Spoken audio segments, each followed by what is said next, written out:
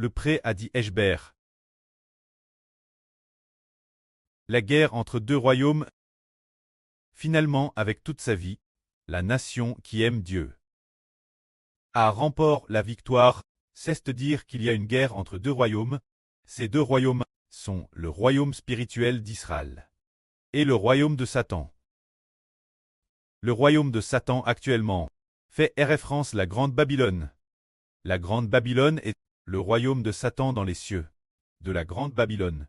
Les habitants du royaume de la Grande Babylone sont des anges tchous. Bien SR, le royaume de la Grande Babylone gouvernera toutes les nations de la terre. Alors maintenant, tout d'abord, notre guerre contre la Grande Babylone. Contre qui est-elle? C'est une guerre contre les anges tchous. Une guerre contre les esprits maléfiques. Chaque jour, il y a une guerre. C'est dire que nous, les enfants de l'Israël spirituel, avons une guerre chaque jour. Une guerre contre le royaume céleste de Satan. Il y a des millions d'anges tchous. Ils nous attaquent constamment pour nous affaiblir ou nous attaquent sans cesse. Par exemple, le frère Eshber est souvent attaqué par Satan. Il a une somnolence RSSVEVR. Ou bien, pendant qu'il prêche la vraie, Satan ou les anges tchous attaquent aussi les yeux de Eshber, empêchant le frère Eshber d'ouvrir les yeux et de trouver la force nécessaire pour expliquer la vraie. C'est cela la guerre entre les deux royaumes. Ou bien nous sommes souvent faibles, souvent incapables de mieux servir Dieu. Nous voulons bien servir Dieu, mais nous n'y parvenons souvent pas. C'est parce que le royaume de la Grande Babylone nous a attaqués dans les cieux. Le royaume de la Grande Babylone est symbolisé par une femme. Cette femme, dans le livre du prophète Zacharie, on voit une femme enferme dans un récipient de plomb. Ensuite, le couvercle de plomb s'est ouvert, et le prophète Zacharie a vu une femme l'intérieur une fois.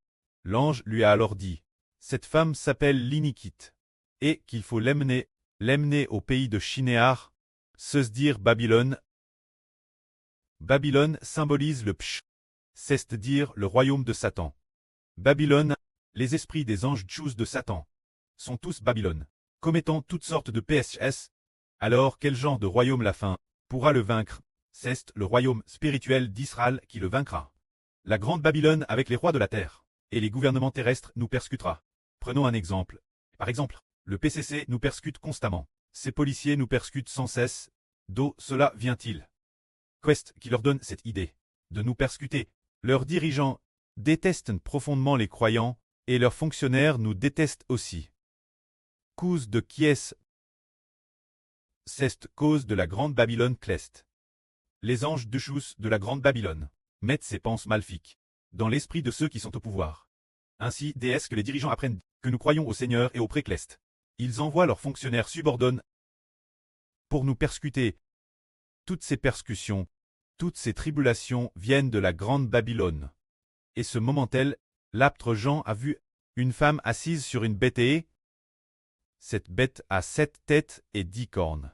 Et sur chaque tête se trouve un nom blasphématoire contre Dieu. La bête ici représente les royaumes du monde. Les royaumes qui, depuis la création du monde, persécutent le peuple de Dieu. C'est-à-dire les royaumes qui persécutent le peuple de Dieu. Combien y en a-t-il eu depuis la création? Il y a 7 royaumes. La fin des temps, un royaume s'est divisé, se divisant en 10 petits royaumes. Lorsque ces 10 petits royaumes s'allient, ils sont appelés la bête et 10 cornes.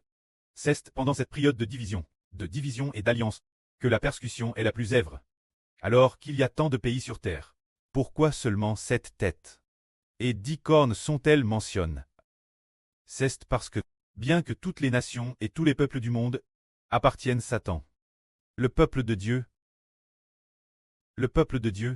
ceux qui persécutent réellement le peuple de Dieu, depuis la création du monde, jusqu'à la fin de ce monde, ne comptent que 7 royaumes et 10 cornes pour les persécuter. Par exemple, la dynastie Tang en Chine est aussi une bête. Mais, pourquoi la dynastie Tang en Chine n'a-t-elle pas persécuté le peuple de Dieu? Parce que cette époque, le peuple de Dieu, n'était pas encore apparu en Chine, la Chine de la dynastie Tang. Cette époque, le peuple de Dieu, se trouvait principalement au Moyen-Orient. Par conséquent, les dynasties Song Tang ou Qing n'ont jamais eu l'occasion de les persécuter. C'est pourquoi la Bible n'en parle pas. Et notre époque, la bête et discorde persécute le peuple de Dieu parmi toutes les nations et tous les peuples. Que la gloire soit rendue auprès et au Seigneur. Amen.